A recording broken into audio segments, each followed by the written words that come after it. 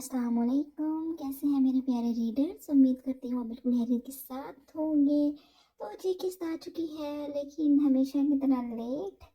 अब तो मैं माज़रत कर करके और आप सुन सुन के यकीनन थक चुके होंगे, लेकिन खैर आप सबके प्यार का बहुत शुक्रिया। खुशी हो रही है कि आपको पसंद आया नावल।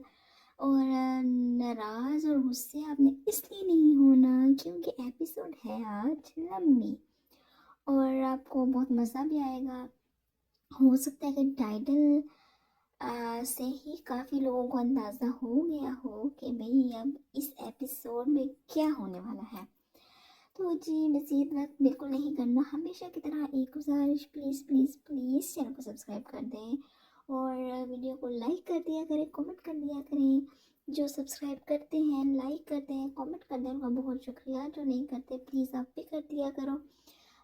ऐसे जैसे जब आप रिस्पॉन्स अच्छा देते हैं तो ऐसा लगता है जैसे आपको अपनी मेहनत का सिला मिल गया हो। तो प्लीज़ इस बात को इग्नोर मत करिएगा और सब्सक्राइब कर दीजिएगा, लाइक कर दीजिएगा, कमेंट भी करिएगा। तो मज़ीद वक्त बिल्कुल ज़ाया नहीं करते, अपने एपिसोड की तरफ चलते हैं। हर रंग भनक का तेरे नाम, किस्त नंबर 33। दादा जान डाइनिंग रूम में सलाम करते एंटर हुए तो सबका इंतज़ार ख़त्म हुआ था। सभी ने मुस्कुराते इनके सलाम का जवाब दिया था, मगर दादा जान के पीछे ही नक्सत तैयार वाइट 3 पीस सूट में मलबूस शख्स को देख हर कोई मुंह खोले हैरान होता अपनी अपनी जगह से खड़ा हुआ था। किचन से नाश्ते की ट्रे हाथ में पकड़े हाल में एंटर होती फौजिया बेगम भी अपनी जगह पर साकत हुई थी।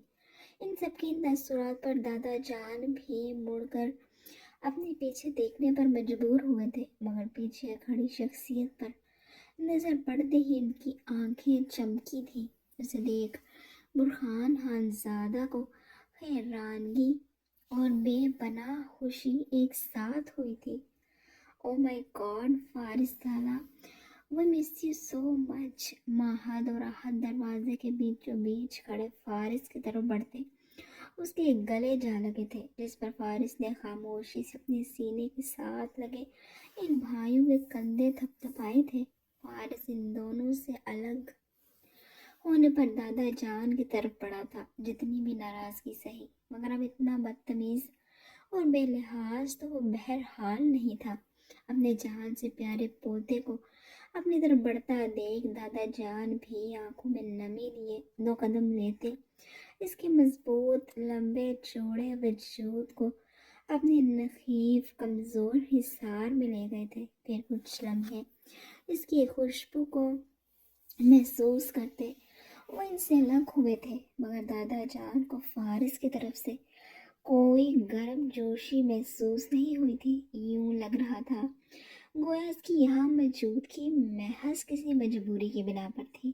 दादा जान से मिलने के बाद वो फौजिया बेगम की तरफ बढ़ा था, जो खुद भी हैरान परेशान सी खड़ी पर मुश्किल फारिस से मिली थी। वो तो ये सोचकर इजी हो गई थी कि फाह से जान छूटेगी तो ही अब फारिस घर आएगा, मगर यहाँ तो अब उनके लिए फिक्र का मुकाम पैदा हो चुका था। आयन और शहरियार भी इस काया पलट पर एक दूसरे से इशारतन पूछते हैरान खड़े थे। कल तक तो इस बंदे का ऐसा कोई इरादा नहीं था, और आज ये लाड साहब इधर पहुंच भी चुके थे। सबसे मिलने के बाद वो अपनी चेयर घसीटता बैठने लगा तो अपने मुकाबिल मौजूद फाहा से नजरें मिली थी। फहद और फारिस को इधर देख साकित और हैरान हुई थी। कल रात की ही तो बात थी जब उसने फारिस को हवेली आने का कहा था। इस कदर फर्माबरदारी की फाहा को फारिस से उम्मीद कतई नहीं थी। फारिस के शिकवा कना और जताती नज़रों से नज़रें मिलने पर वो अपनी नज़रें चुराती बाकी सबकी तकलीद करती अपनी चेयर पर बैठ गई थी।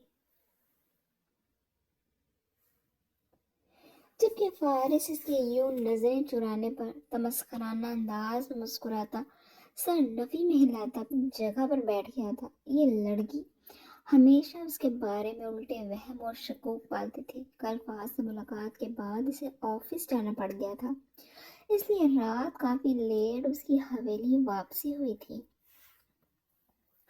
یہی وجہ تھی کہ اب ناشتے کی ٹیبل پر سب سے ملاقات ہو رہی تھی۔ فارس کا بکھرا الجھا حلیہ اور ضرورت سے زیادہ سنجیدہ پن سب نے ہی محسوس کیا تھا۔ بولتا تو وہ پہلے بھی اتنا نہیں تھا، مگر اب کی بار اس کی ذات میں خاموشی کے ساتھ ناراضگی کا عنصر بھی واضح تھا۔ دادا جان گہری نظروں سے اس کا جائزہ لے رہے تھے، مگر وہ یہ نہیں سمجھ پائے تھے کہ اس کی موجودگی ادھر کس طرح ممکن ہوئی تھی۔ دادا جان بھی سر جھٹکتے سب کی طرح ناشتے کی طرف متوجہ ہوئے تھے۔ کچھ وقت کے بعد ڈائننگ ہال میں چھڑیوں اور کانٹوں کی آواز کے ساتھ ہی ہال میں پڑے فون کی آواز کا بھی اضافہ ہوا تھا۔ کچھ لمحے مزید سر کے تو گھر کی ایک ملازمہ دادا جان کی طرف فون لے کر آتی نظر آئی تھی۔ وہ صاحب جی، چھوٹی حویلی سے فون ہے۔ دادا جان کی سوالیہ نظروں کے جواب میں ملازمہ چھوٹی حویلی سے کال کا بتاتے فون ان کے حوالے کرتی ہال سے واک آؤٹ کر گئی تھی۔ دادا جان نے بھی حیران ہوتے فون کان کے ساتھ لگایا تھا۔ بے وقت کال آنے پر سب خیریت ہو کی دعا کرتے وہ فون کان کے ساتھ لگا گئے تھے۔ دوسری طرف چھوٹی حویلی سے کال کا سن کر باقی سب کی طرح آہل خانزادہ کے بھی کان کھڑے ہو گئے تھے۔ ان سب کی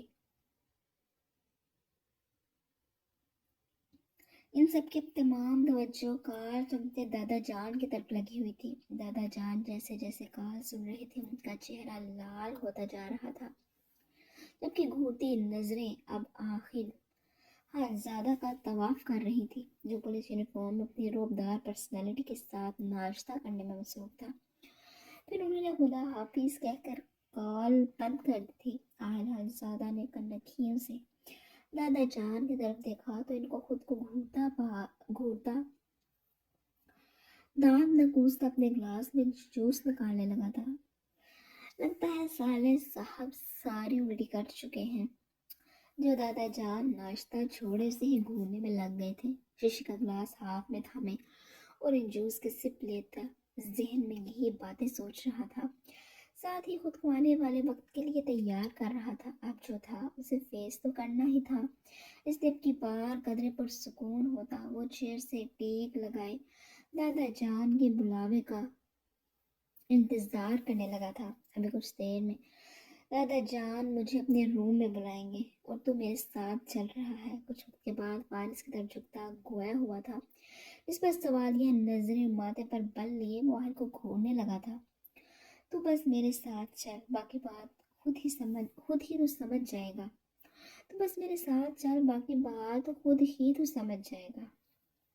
فارس کی سوالیہ نظروں پر اتنا ہی بول پایا تھا، ساری تفصیل اب وہ ادھر بیٹھ کر تو سنانے سے رہا۔ جواباً فارس انزادہ بغیر کوئی جواب دیے اپنا ناشتہ مکمل کرنے لگ گیا تھا۔ جب دادا جان ناشتے سے فارغ ہوئے تو سب ان کی طرف متوجہ ہوئے تھے۔ آہل و فارس تم دونوں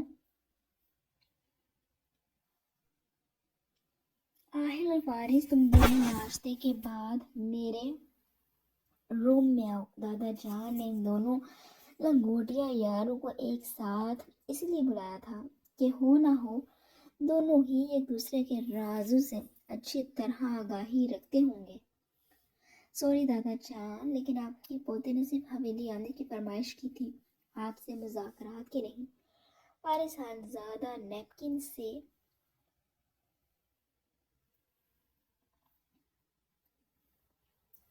منہ تھپتھپاتا مقابل بیٹھی فاحہ کو دیکھتا اپنی چیئر گھسیٹتا کھڑا ہوا تھا۔ وہ گھر آنے پر ضرور مجبور ہوا تھا، اور اس کے تعلقات اور اختلافات ہنوز اپنی جگہ قائم تھے۔ فارس کے جواب پر آہل کے منہ سے جوس فوارے کی طرح نکلا تھا، یعنی حد ہو گئی تھی۔ شہریار اور وہ خود کتوں کی طرح اس کے پیچھے مری تک اس کے ترلے منتیں کر رہے تھے، مگر یہ بندہ اپنی ضد سے پیچھے نہیں ہٹا تھا۔ ہاں، مگر اپنے محبوب کے ہاتھوں ذلیل ہونے کے باوجود اس کی فرمائش پر ادھر پہنچ گیا تھا۔ آفرین ہے تم پر فارس خانزادہ، आहिल को उस पर सही तक चढ़ी थी। दूसरी तरफ शहरयार का हाल भी कुछ मुख्तलिफ नहीं था। फौजिया बेगम और आसिया बेगम नखवत से मुंह बनाकर रह गई थी। अलबत्ता दादा जान ने प्यार भरी नजरों से आंखों ही आंखों में अपनी समझदार पोती को शाबाशी जरूर दी थी। जवाबन फाहा वह मुश्किल मुस्कुराते इनके ओवर स्मार्ट पोते को घूरना ना भूली थी।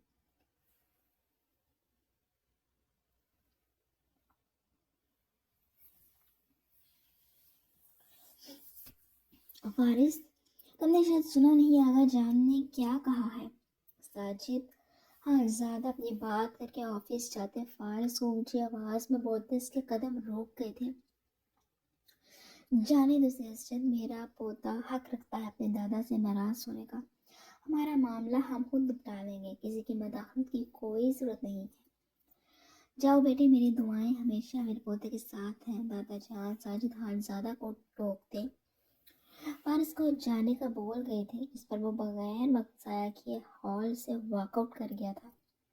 आहिल मियाँ, आहिल मियाँ ज़रा तुम तो मेरे रूम में आओ। दादा जान ने आहिल को ज़रा सख्त आवाज़ में घूरते अपने रूम में आने का कहा था, जिस पर वो फारिस पर लानत भेजता। फर्माबरदारी से उनके हम कदम होता इनके साथ ही इनके रूम की तरफ बढ़ गया था। फारिस से निपटने का इरादा इसने बात पर छोड़ दिया था, जबकि उनके जाने के बाद बाकी सब भी अपने अपने कामों के लिए रवाना हो गए थे। रात के 10 बजे का वक्त था। जनवरी के आखिर दिन चल रहे थे। दिन में गो के सूरज से निकलने वाली शुआओं ने मौसम को काफ़ी हद तक खुशगवार करने की जिम्मेदारी ले ली थी, मगर शाम होते ही सर्द हवाएं पाकिस्तान के दारकूमत को अपनी लपेट में लेकर इन शुआओं की सारी मेहनत पर पानी फेर देती थी। आज भी कुछ ऐसा ही हुआ था। शाम में चलती सर्द हवाएं इस वक्त काफ़ी तेज़ी इख्तियार करती बड़ी हवेली को अपनी लपेट में ले चुकी थी। हवेली के अंदर भी आज तूफान के बाद के आने का सन्नाटा और खामोशी थी, जिससे कुदरत अपने लिहाज से जोड़ तोड़ करने के बाद अब पुरसुकून अंदाज में हर चीज़ का तमाशा देखने के लिए तैयार बैठी थी। दरअसल आज फाहा माजिद खानज़ादा की रुखसती का फंक्शन भी बखैर वाफियत तय पा चुका था, इसलिए घर में हर कोई मुख्तलिफ एहसास से दो चार था। कोई इसकी रुखसती पर आंसू बहा रहा था, तो कोई अपने दिली मुराद भर आने पर खुदा का शुक्रगुजार था, और कोई अपना दामन तही दमा रह जाने पर मातम कना था। दूसरी तरफ फाहा भी खूबसूरत वाइट फ्रॉक साड़ी में मलबूस, इस पर खूबसूरत गोल्डन और मरून काम किया गया था। वाइट खूबसूरत दुपट्टा सर पर अच्छे से सेट किए, रेड नेट के दुपट्टे का घूंघट निकाले बैठी बेतासुर अंदाज में अपनी गोद में रखे रेड रोजेस के गजरे पहने कलाइयों वाले हाथों की लकीरों को घूरती, जैसे अपने नसीब के अगले खेल का तयन करना चाह रही थी। आज दिन में हुए वाकयात एक के बाद एक करके उसके जहन के पर्दों पर रक्स करने लगे थे। वहाँ और हिरा के थर्ड ईयर के पेपर खत्म हुए तो घर में इसकी और हारिस शाह की शादियों की तैयारियां अरूज पर पहुंच चुकी थी।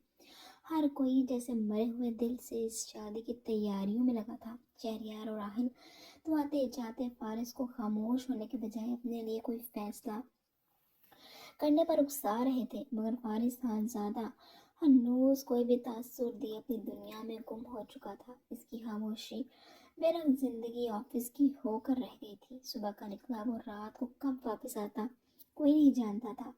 फौजिया बेगम भी अब तो इसकी हरकतों से परेशान हो चुकी थी, जिसने बिल्कुल ही अपना ख्याल रखना छोड़ दिया था। ईशा से वो कई बार फॉरेस्ट से इसके ऑफिस में मिलने का कह चुकी थी, जिस पर वो नक्सक तैयार होकर जाती भी थी, मगर इसकी सेक्रेटरी हर वक्त इसका मीटिंग रूम में होने का बोलते इस ऑफिस से भगा देती थी। सिर्फ पहली दफ़ा वो फारिस से मिलने में कामयाब हो पाई थी, मगर तब भी इसने अपनी मसरूफियत का बहाना करते से कोई खास भाव नहीं दिया था। इस पर निशा अपना सा मुंह लेकर ऑफिस से रवाना होने पर मजबूर हुई थी। इसके बाद से फारिस अपनी सेक्रेटरी को निशा के आने पर इसकी मसरूफियात का बहाना करने का बोल दिया था। यही वजह थी इसके बाद से फारिस और निशा की मुलाकात नहीं हो सकी थी। जैसे जैसे बाकी शादी के दिन करीब आ रहे थे, वैसे वैसे फारिस खानज़ादा को अपना आप हाल ही महसूस होता जा रहा था। यूँ लग रहा था जैसे इसके पास अब कोई जज्बा बाकी ही नहीं रहा था, जैसे इसका हर जज्बा और हर एहसास फ़ाहा से शुरू होकर इस पर ही ख़त्म हो चुका था। जैसे फ़ाहा नहीं तो इसे कुछ और भी नहीं चाहिए, मगर फ़ाहा भी अगर चाहिए तो ज़ोर ज़बरदस्ती से नहीं, बल्कि इसकी पूरी रजामंदी के साथ। अजीब। आहलो शहरियार इसकी शादी के लिए होटल्स की बुकिंग और दीगर बैरूनी इंतजाम करवाने जाते तो कॉल करके इसे खूब गाली और बेखुदा मशवों से नवाजते थे, जिस पर वो महज उदास आंखों से मुस्कुरा देता था। दादा जान जिसने कोई बात नहीं की थी, अलबत्ता वो हर बार इससे बात करने का मौका तलाश कर चुके थे, मगर फारिस हर बार अपनी मसरूफियत को बीच में घसीटता इनको चुप करवा देता था या फिर टॉपिक ही चेंज कर जाता था। हाँ, दिल अगर बेताब था तो सिर्फ वहाँ की एक झलक देखने के लिए, मगर अपने दिल को भी डपटता वो किसी और की है कहकर मजीद अजियत से दो चार कर देता। ये वजह थी कि वो सुबह का निकला रात गए वापस हवेली आता था। सर्दियों के दिन तो वैसे भी पर लगा कर उठ जाते हैं सर्दियों के दिन तो वैसे भी पर लगा कर उठ जाते हैं। वहाँ को भी यही महसूस हुआ था कि गिनती की ये चंद दिन तो शादी की तैयारियों में किधर गए थे कुछ पता नहीं चला था। और दादा जान ने इस बार भी अपनी पोती की शादी में कोई कसर नहीं छोड़ी थी, पैसा पानी की तरह बहा लिया था। आज इसका निकाह के फंक्शन का पूरा इंतजाम हवेली के लॉन में किया गया था, और फिर एक दिन छोड़ मेहंदी लगवाई और फिर रुखसती का फंक्शन होटल में रखा गया था। हाँ, अलबत्ता वलीमा एक दिन के गैप के साथ ही रखा गया था। आज सुबह से ही हवेली में खूब गहमा गहमी थी। आयल और शहरियार लॉन में निकाह के फंक्शन की मुनासबत से डेकोरेशन करवाने में लगे थे। वाइट रोज से सजा आज का माहौल भी बिलाशुबा निकाह जैसे मुकद्दस इवेंट को कॉम्प्लीमेंट कर रहा था। शाम के 6 बजे तो धीरे धीरे सब मेहमानों की आमद भी शुरू हो चुकी थी। वहीं हवेली में मौजूद मेहमान भी बन ठन कर लॉन में पहुंच चुके थे। शहरियार खानज़ादा भी जब अपनी तैयारी मुकम्मल करके लॉन में आया तो लाइट पिंक कलर की मैक्सी और शरारे में मलबूस तमाम लेस से सजी माह को देख इसके दिल पर सही बिजलियां गिरी थी। काफी दिन हो आए थे, मगर शहरियार हनूज माह को नाराजगी दिखा रहा था। मकसद सिर्फ इतना था कि माह आइंदा ये गलती ना दोहराए, मगर इस वक्त वो अपनी झूठी नाराजगी पर सही पछता रहा था और इरादा बांध चुका था कि माह के अब इसको मनाने की कोई एफर्ट पर वो मजीद मुंह नहीं बनाएगा, बल्कि फौरन मान जाएगा। माह आज पार्लर से खूब सज धज कर आई ही शहरियार के लिए थी। उसकी नजरों का इस पर ठहरना बराबर महसूस कर चुकी थी। इसने दिल ही दिल में वो इसकी हालत पर हंसी दबा गई, जो ऑफर सलवार सूट और हम रंग शाल कंधों पर डाले बेहद हैंडसम और वजी लग रहा था। दूसरी तरफ शहरियार जैसी ही ड्रेसिंग में मलबूस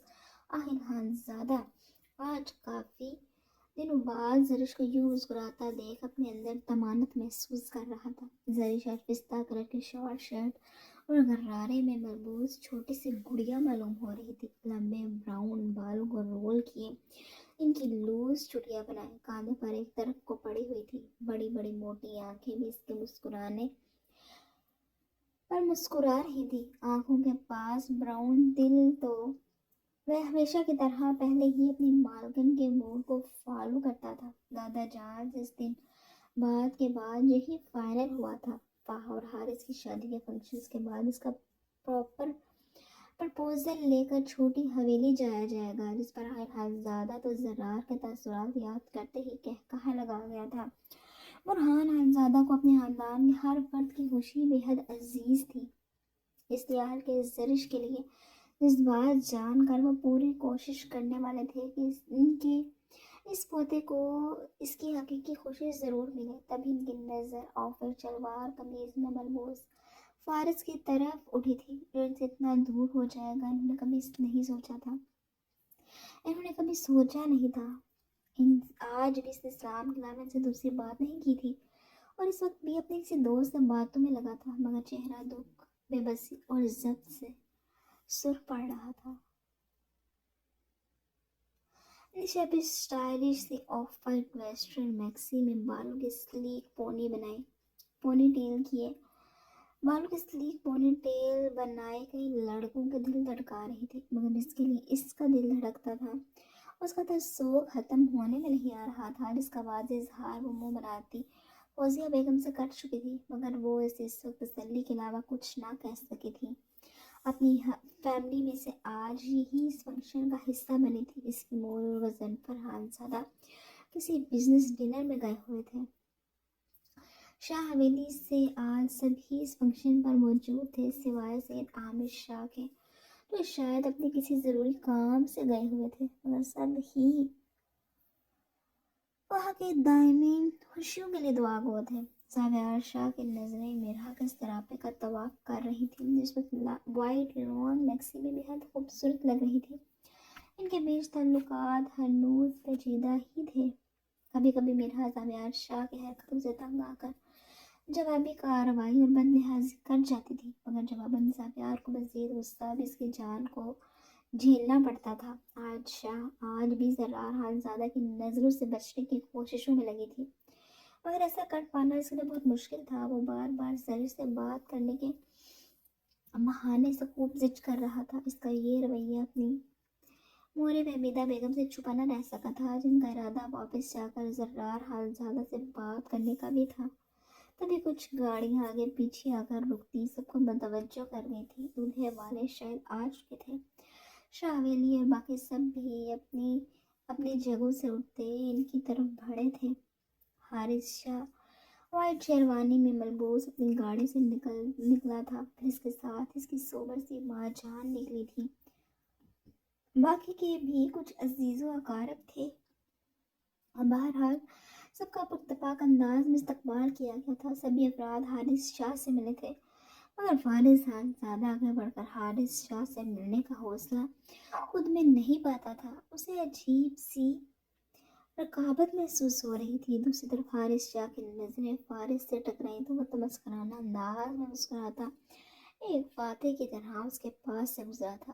فاتح تو وہ تھا، فارس خانزادہ کی سب سے قیمتی چیز کا فاتح۔ کچھ وقت کے بعد وہاں کی انٹری ہوئی تھی، جو اس وائٹ فراک شرارے میں ملبوس، نیٹ کے دوپٹے میں گھونگھٹ نکالے بہت خوبصورت لگ رہی تھی، جسے دیکھ دادا جان آنکھوں میں نمی لیے اس کی طرف بڑھے تھے۔ جس کو اپنے پوتے کی خوشی بنانے کی ان کی کتنی خواہش تھی۔ فارس خانزادہ تو گویا فہا سے نظریں ہٹا نہ پایا تھا۔ ساکت کھڑا تہی دماغ صاف و فہا کو دیکھ کے اپنے دل میں تکلیف کا ریلا اٹھتا محسوس کر رہا تھا۔ پھر سر جھٹک کر وہ بمشکل اپنی نظریں فہا سے ہٹا پایا تھا، جو دادا جان اور داجان کے حصار میں حارث شاہ کی طرف بڑھتی سے خود سے کوسوں میل دور محسوس محسوس ہو رہی تھی۔ اس سب کے دوران آہل خانزادہ کب اس محفل سے غائب ہوا تھا کوئی نہیں جان سکا تھا۔ شام کا اندھیرا ہر جگہ پھیل چکا تھا، ہوا کے دوش پر لہراتے جگہ جگہ لگے سفید پردے عجیب سما پیش کر رہے تھے۔ حارث شاہ اور فہا کے درمیان ہائل وائٹ روزز کا پردہ بھی ہوا میں جھولتا خوشبو بکھیر رہا تھا۔ مولوی صاحب نکاح پڑھانے کے لیے ہاتھوں میں مائک پکڑے بیٹھے تھے۔ پھولوں کی دیوار کی ایک طرف حارث شاہ تو دوسری طرف فہا گھونگھٹ اوڑے بیٹھی تھی۔ سب گھر والے ان کے ارد گرد مختلف قسم کے جذبات محسوس کرتے دونوں کی خوشیوں کے لیے دعا گو تھے۔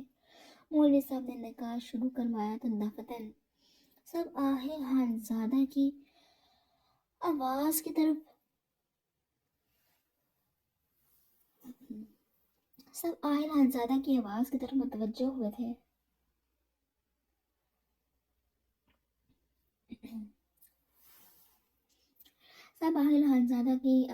متوجہ ہوئے تھے۔ دادا جان آپ پلیز ایک سائڈ پر آ کر میری بات سنیے گا۔ آہل خانزادہ کو شاید سب کے سامنے بات کرنا مناسب نہیں لگا تھا، تبھی وہ انہیں ایک سائڈ پر لے گیا تھا۔ باقی سبھی حیران نظر سے گردنیں موڑے ان دونوں کو آپس میں بات کرتے دیکھ رہے تھے۔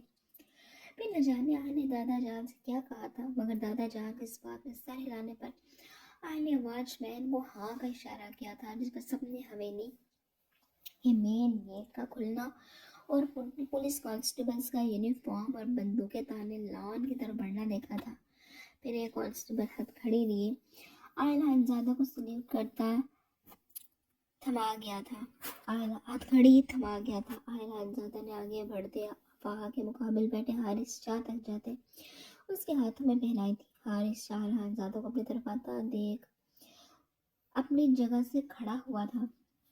آخر یہ کیسی بےہودگی ہے؟ اپنے کلام میں آئین زادہ کا ہتھ کڑی لگانے پر وہ چیخ اٹھا تھا۔ بےہودگی یہ نہیں ہے، بلکہ تمہاری بےہودہ حرکتوں کی وجہ سے یہ ہتھ کڑی تم تک پہنچی ہے۔ لیکن ہوا کیا ہے، کچھ ہمیں بھی تو پتہ چلے۔ زرار خانزادہ ماتھے پر بل لیے سوال پوچھ بیٹھا تھا۔ اہل کی بات پر باقی سب کے ساتھ فہا بھی صبح کی نظریں لیے اپنی جگہ سے اٹھی تھی۔ زیادہ کچھ نہیں، تمہارا دوست کافی لیگل کاموں میں ملوث ہے۔ آخر خانزادہ زرار کا سرخ چہرہ لیے تمہارے لفظ پر زور دیتا خاصا شرمندہ کر چکا تھا۔ فارس خانزادہ لگ پریشان سا ماتھے پر بل لیے اس صورتحال کو سمجھنے کی کوشش کر رہا تھا۔ بیٹے، آپ کو کوئی غلط فہمی ہوئی ہوگی، میرا حارث ایسا نہیں ہے۔ سرگیا بیگم پریشان سے آگے بڑھتی حارث کو اپنی نحیف ناتواں بازو میں لیتے سب کو قابل رحم لگی تھی۔ سوری ماں جی، مگر اس کے خلاف بہت پکے ثبوت ہیں۔ یہ رہا اریسٹ وارنٹ۔ آہل سریا بیگم کو آرام سے جواب دیتا وارنٹ بھی سب کو دکھا گیا تھا، جسے آگے بڑھ کر زرار خانزادہ نے پکڑا تھا۔ جیسے جیسے وہ پڑھتا جا رہا تھا ویسے ویسے اس کے ماتھے پر بلوں کا اضافہ ہو رہا تھا۔ پھر حارث شاہ کو گھسیٹتے آہل آگے بڑھا تھا۔ میں نے ایسا کچھ نہیں کیا ہے، رکو آہل میری بات سنو، زرار بلیو می۔ حارث شاہ کے ساتھ گھسیٹنے پر آہل کو مخاطب کرتے التجائیہ نظروں سے زرار کو دیکھتا بولا تھا، تم آہل کے ساتھ چلو، میں تمہارا لائر لے کر آتا ہوں۔ زرار اور حارث کے کچھ دوست بھی اہل کے پیچھے اپنی اپنی گاڑی کی طرف بڑھے تھے، جو باقی کانسٹیبل کے ساتھ اسے پولیس جیپ میں بٹھا رہا تھا۔ پھر یہ قافلہ اپنے پیچھے ایک دنیا کو ہنوک چھوڑے بڑی حویلی سے نکل گیا تھا، مگر جاتے جاتے دو لوگوں نے آپس میں تھمس اپ کا تبادلہ ضرور کیا تھا۔ ان سب کے بڑی حویلی سے نکلنے کے بعد سب کی توجہ اب فہا کی ذات تھی، جو کچھ ترس بری تو کچھ تمسخرانہ نظروں کے حساب میں ثابت کھڑی تھی۔ اسے حارث شاہ سے کوئی دھواں دھار قسم کی محبت نہیں تھی، مگر اس سب میں اس کی اپنی ذات کا تماشا بن چکا تھا، جس سے وہ ہمیشہ ڈرتی آئی تھی، آج وہی حقیقت بنا اس کے سامنے تھا۔ ماہا حمیدہ بیگم سمیت ساریہ بیگم کے فہا کے پاس جاتے اس کا حوصلہ بڑھا رہی تھی۔ دادا جان ایک طرف خاموش کھڑے اپنے خاندان کی عزت کی دھجیاں اڑتے محسوس کر رہے تھے۔ ان کے گرد کھڑے لوگ جو بظاہر تو عزیز رشتہ دار اور ان کے مہمان تھے، مگر اب ہر کوئی آپس میں سرگوشی اور تنزیہ مسکراہٹوں کا تبادلہ کر رہے تھے۔ چلو جی، ہو گئی شادی اس لڑکی کی۔ ارے اگر اپنے لیے عاشق چن ہی لیا تھا تو تھوڑا آگے پیچھے دیکھ بھال لیتی۔ آسیہ بیگم آگ اگلتی واجد خانزادہ کا شدید غصہ اور باقیوں کو شدید تکلیف سے دوچار کر رہی تھی۔ میں تو کہتی ہوں آپ لوگ اس کا پتہ کروائیں، کہیں یہ بھی کسی دھندے میں ملوث نہ ہو۔ نشا کیوں خاموش رہتی؟ اسے تو ویسے ہی فہا کو بے عزت کرنے کا موقع چاہیے تھا، جو بدقسمتی سے قدرت نے آج اسے وافر مقدار میں دیا تھا۔ فوزیہ بیگم اپنی بھتیجی کی بات پر خوب مزہ لیتی مسکراتی تھی۔ فہا خاموشی سے اپنی آنکھیں سختی سے نیچے خود کی ذات پر ہوتے ان تبصروں کو سن رہی تھی۔ چلو بھائی، سب اپنے اپنے گھروں کو روانہ ہوتے ہیں، لگتا ہے یہ نکاح آج کی تاریخ میں تو نہیں ہوگا۔ کسی رشتہ دار کی آواز گونجی تھی، مگر جواباً دادا جان کے الفاظ نے گویا سب کو ساکت کیا تھا۔ یہ نکاح ہوگا اور ضرور ہوگا۔ دادا جان امید بھری نظروں سے فارس کی طرف دیکھ کر یہ الفاظ ادا کرتے فارس کو تو گویا زندگی کی نوید سنا گئے تھے، جو خاموش کھڑا اس تماشے کو دیکھ رہا تھا۔ سبھی نے دادا جان کی نظروں کے تعاقب میں ایک طرف کھڑے فارس کو دیکھا تھا۔ فہا نے بھی حیران ہوتے اپنی آنکھیں کھولتے دادا جان کو التجائی انداز میں دیکھتی۔ نبی میں سر ہلایا تھا، جس پر وہ اسے نظر چرا گئے تھے۔ ایک دفعہ دادا جان نے فہا کی بات ماننے اس کا مان بڑھایا تھا، مگر آج ہر صورت میں فہا کو یہ قربانی دینی تھی، اس لیے سر چہرہ جھکائے اپنی زندگی کا فیصلہ سننے کی منتظر تھی۔ ارے میرا بیٹا کیوں کرنے لگا اس بد کردار سے شادی؟ ایک اور بار فوزیہ بیگم کی طرف سے کیا گیا تھا۔ بس اب کوئی میری بیٹی کے بارے میں کوئی بات نہیں کرے گا۔ لا وارث نہیں ہے وہ، ابھی اس کا نانا زندہ ہے، سید کمال شاہ، جو کب سے ان سو کھول اپنے کی باتیں سن رہے تھے، اب کی بار واجد خانزادہ کو دیکھتے غصے سے بولے تھے، اتنی ہی محبت جاگ رہی ہے تو اس سے لے جائیں پھر اپنے ساتھ۔ فوزیہ بیگم سب کی توجہ کسی اور جانب مبذول کروا گئی تھی۔ ٹھیک ہے، میں فہا کا ہاتھ اپنے پوتے بالاٹ کے لیے مانگتا ہوں۔ ان کی بات پر حیران ہوتا داجان سے نظریں ملنے پر بالاٹ خاموشی سے سر جھکا گیا تھا، جس پر داجان کا چوڑا سینہ مزید چوڑا ہوا تھا۔ مگر اب کی بار تو شہریار حامزادہ کے ہاتھ پاؤں بھی پھول چکے تھے۔ کچھ تو بولے لالا، اتنا اچھا موقع کیوں چھوڑ رہے ہیں؟ شہریار ہی دعا کرتا اللہ سے فارس کے لیے عقل مانگ رہا تھا، اور اس کی دعا کو بہت جلد قبولیت کا شرف بھی حاصل ہو گیا تھا۔ جب خاموش تماشائی بنے فارس حامزادہ کے الفاظ فضا میں بکھرے تھے، میں فاہا سے نکاح کے لیے تیار ہوں، یہ الفاظ شہزادہ جان کو خوشی سے دو چار کر گئے تھے۔ دوسری طرف فوزیہ بیگم النشا کو تو آگ بھر گھسیٹ لائے تھے۔ فارس تم ہوش بس مورے، میں یہ فیصلہ پوری ہوش و حواس میں کر رہا ہوں، میں فہا حامزادہ سے نکاح کا خواہش مند ہوں، لیکن دادا جان میری ایک شرط ہے۔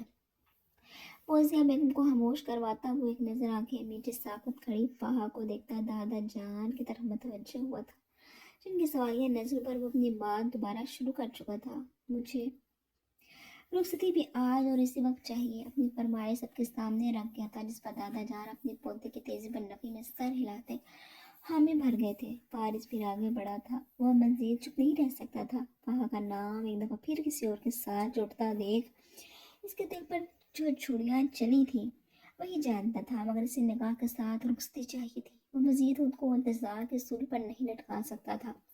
شہریار حامزادہ نے بھی سرد سانس ہوا کا سپرد کرتے شکر ادا کیا تھا۔ فارس کی رخصتی والی بات پر اس کا دل تو کیا تھا کہ اپنے لالا کا منہ چوم لے، پھر اپنے جذبات کو کنٹرول کرتا وہ سب کی طرف متوجہ ہوا تھا، جبکہ فوزیہ بیگم سمیت اپنی بہن بھتیجی کے ایک اندیکھی آگ میں جھلسنے لگی تھی۔ دادا جان بھی فہا کی طرف بڑھتے اس کے سر پر ہاتھ رکھتے اس کو تسلی دیتے اس کی ہمت بڑھا رہے تھے، جس کے پاس اب ان کا فیصلہ ماننے کے علاوہ کوئی حل نہیں تھا۔